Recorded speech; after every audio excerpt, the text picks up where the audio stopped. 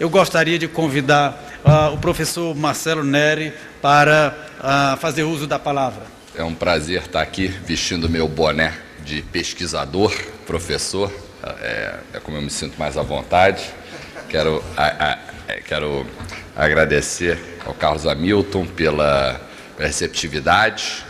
Falando boné de professor, ele é quer dizer, tem uma disputa se ele é cearense, sobralense, mas na verdade também ele é filho da EPGE, né, onde eu leciono. Então é um prazer estar aqui com vocês. O que eu pretendo fazer aqui é apresentar uma pesquisa saindo do forno que a gente fez no IPEA, no sentido de contribuir com o Banco Central para o estudo da inclusão financeira. Nos últimos anos eu tive a oportunidade de fazer alguns trabalhos sobre microcrédito, sobre o Crédito Amigo, Agroamigo em particular. Fiz também um trabalho sobre microseguros. Então, o que eu pretendo explorar aqui são outros produtos e serviços financeiros, em particular a posse de conta corrente, conta de poupança, olhar muito rapidamente para crédito em geral e, em particular, seguindo um pouco a direção apontada pelo presidente Tombini, um pouco sobre a poupança financeira, que talvez seja o instrumento mais simples, mais tradicional, mas eu acho que a gente precisa voltar a dar atenção para a tradicional poupança no Brasil, que eu acho que é um instrumento simples e talvez com várias vantagens. Então, sem mais delongas, apresentando uma visão a partir de um dado do Banco Mundial que acabou de ser divulgado. No Brasil, 56% das pessoas possuem conta em alguma instituição financeira, 6% possuem empréstimos, 10% poupança formal. Se a gente for para a média mundial, é 50%, ou seja, o Brasil tem mais inclusão financeira, um pouco mais do que o mundo, mais em empréstimos e poupança formal, e principalmente a poupança formal, o acesso é bem menor. Então, é um tipo diferente de inclusão financeira aqui no Brasil. Pouca poupança, um pouco menos de empréstimos. Se a gente vê os mecanismos, os locais onde as pessoas acessam esses serviços financeiros, 2/3 das pessoas, tem dupla contagem aí, são casas lotéricas, e 36% agências bancárias. Ou seja, casas lotéricas são um instrumento da importância que eu estava citando aqui, de ir aonde as pessoas estão, como é o caso do celular, e a casa lotérica é uma coisa popular, fora a questão de outros postos de atendimento, etc., correspondentes bancários, etc. Então, um ponto que eu quero chamar a atenção, está escrito ali pequeno, mas eu acho que é um dado que merece atenção. Se eu comparar um beneficiário do Bolsa Família e uma pessoa com as mesmas características, mesma renda, escolaridade, etc., que não é beneficiário, a chance de acesso a serviços financeiros é 18% maior para o beneficiário. Ou seja, o Bolsa Família não só faz a inclusão financeira, a inclusão social, transfere renda, tem as condicionalidades, mas ele acaba direto ou indiretamente produzindo inclusão financeira, né? Então, acho que é uma plataforma, junto com as casas lotéricas, junto com essa plataforma de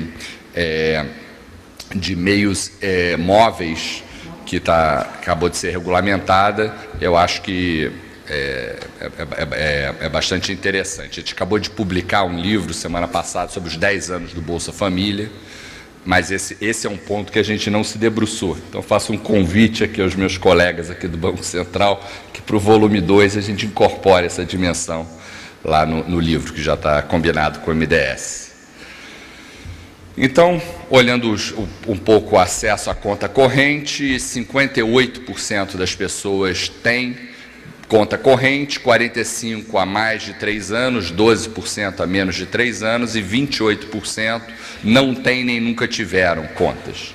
Ou seja, 58% tem, 42% não tem conta. Uma intuição muito boa do Paulo Bernardo, falou em um pouco mais de 40%, eu diria que ele está com uma mira bem calibrada. Então, rodar um modelo multivariado, tal, para tentar separar, isolar elementos, né? Então, o discurso aqui do Carlos Hamilton focou muito na questão macro, a questão meso, olhar um pouco para o micro, né? Para a decisão individual. Então, aqui eu vou interpretar, não vou submeter vocês a análise dessa regressão. A gente fez um modelo, o que das todas as variáveis da pesquisa, não todas, mas algumas, o que é mais importante, aí a ordem é importante, é um modelo stepwise. A variável mais importante é a renda do domicílio. A segunda mais importante é o patrimônio. O patrimônio, ela é uma variável importante, mas renda do domicílio é mais importante. A renda individual não foi captada no modelo. Ou seja, o que importa é a renda da família e não a renda da pessoa. As pessoas vivem em famílias e se comportam dessa forma, assim, no sentido da demanda de contas. Existe uma solidariedade familiar. O segundo bloco de variáveis, além do efeito renda e riqueza, é a idade. Existe uma trajetória de ciclo da vida, forma assim de U invertido, forma de sino, né, de sino invertido, né, de U invertido, em que as pessoas elas usam mais na meia-idade, mais do que na juventude, mais do que na velhice. Na poupança a gente não vai ver esse tipo de comportamento, que é na poupança, teoria do ciclo da vida, etc. Não se aplica a poupança no Brasil, mas se aplica ao uso de instrumentos de contas. Educação aparece como a terceira variável mais importante. Então, a educação regular é importante. Chamar atenção para a impaciência, eu acho que tem muito relacionado à questão de inclusão financeira. A gente introduziu uma pergunta do tipo, você prefere R$340 hoje ou 380 daqui a um mês? Para tentar pegar um pouco a taxa de impaciência das pessoas. Então, as pessoas mais impacientes demandam menos instrumentos financeiros. Acho que esse é um resultado relevante. E a gente colocou algumas questões de educação financeira, um pouco questões, botou algumas contas de matemática simples, alguns cálculos, e as pessoas que acertam são mais incluídas, ou seja, também é um pouco aquela coisa, quem usa, aprende. Existe um ciclo virtuoso entre usar o instrumento e você aprender a se incluir. Você não vai aprender inclusão financeira através de um livro. As cartilhas, etc., são muito importantes, mas a prática é fundamental. É que nem andar de bicicleta. A gente não aprende a andar de bicicleta com um livro, você aprende na prática, talvez com 2 rodinhas inicialmente, tira uma, tira outra, é um processo prático. Então, tem algumas outras variáveis, eu não vou me ater a esse modelo. Então, as duas mensagens o que importa é a renda familiar e não individual. E a segunda é uma trajetória de ciclo da vida para o uso e acesso a contas de poupança e conta corrente. A gente fez um outro modelo para pegar empréstimos. Você pegou empréstimo, tem empréstimos para pagar, etc. O número de variáveis é bem menor. Aí um resultado interessante que os nordestinos são mais... Se comparar nordestinos e outras populações com exatas características observáveis, mesma renda, mesma educação, mesma idade, os nordestinos são maiores tomadores de crédito. Tá? Então tem uma tradição, idade ao quadrado, você capta um efeito, um tipo de ciclo da vida, e aí renda aparece com uma... Se bem que aí não está em ordem, esse não é um modelo stepwise, então a ordem não importa muito.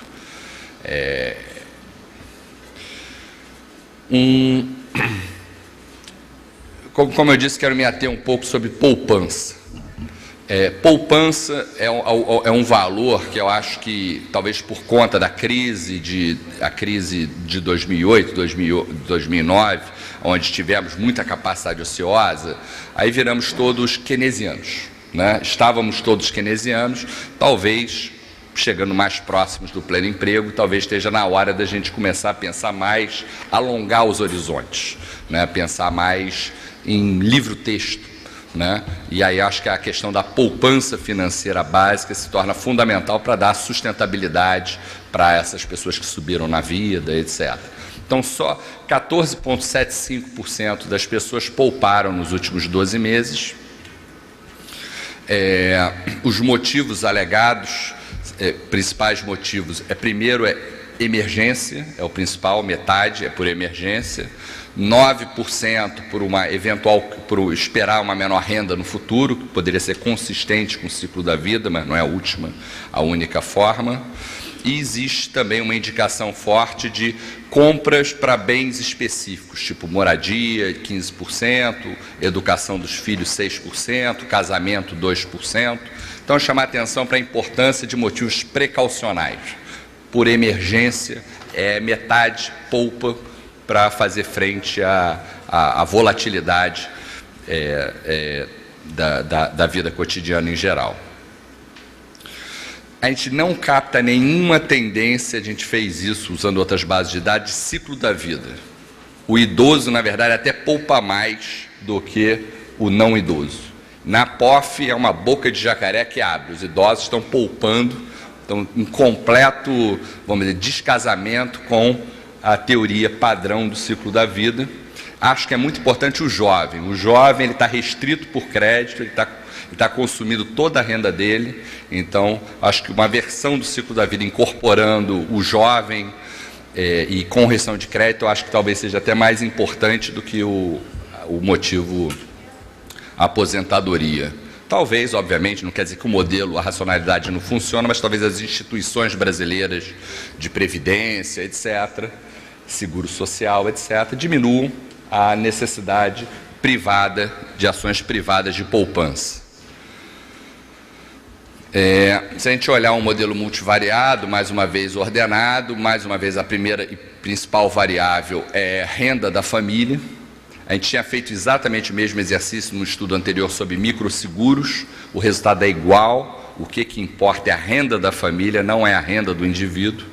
Algumas variáveis geográficas, entre impaciência, se torna uma variável fundamental. Então, acho que a gente tem que pensar em campanhas de esclarecimento, levantar o valor da poupança, eu acho que isso é muito importante. O brasileiro, várias pesquisas mostram, o brasileiro é muito otimista, então a gente espera muito do futuro e é preciso que as pessoas possam dar saltos, mas que tenham seus respectivos paraquedas ou processos de amortecimento, caso as coisas não funcionem como a gente gostaria. Então, patrimônio entra também como importante, mas já com a 10ª prioridade. Então, falar fluxo de renda, que é a nossa tradição de olhar, é muito importante no caso brasileiro, mais importante do que patrimônio. Uma coisa que foi importante nessa pesquisa, a gente avaliou o patrimônio das pessoas, bateu um pouco os dados do imposto de renda, os dados são de ordem de grandeza não tão diferentes, cerca de 3 trilhões, de riqueza familiar, segundo a nossa pesquisa. No imposto de renda de 2010 é 4,4 trilhões, ou seja, tem uma diferença, mas não é uma diferença tão gritante. Sul e Nordeste se apresentam com os maiores poupadores, uma vez que você controla pelas características das pessoas. Sul em primeiro lugar, depois Nordeste, então um pouco aquela imagem do povo nordestino, que talvez não olhe para o futuro, programas sociais. Os dados rejeitam isso totalmente, assim, colocam como poupadores, uma vez que você controla as características. Ativos são importantes. Então, fixar a questão da paciência como um valor importante, significativo na pesquisa. O otimismo também desempenha um papel, a gente capta isso um pouco na pesquisa. E para terminar, acho que o meu tempo está terminando, por que eu acho que a gente tem que dar ênfase à poupança? Eu sou, tal como a maioria dos brasileiros, bastante otimista, assim, só que no meu caso, como eu olho para as pesquisas domiciliares, estava falando para o Carlos Hamilton, eu me permito ser mais otimista do que a maioria dos macroeconomistas. Por quê? Se você pegar quanto é que cresceu o PIB no ano passado, o PIB cresceu 0,9, o PIB per capita cresceu 0,1.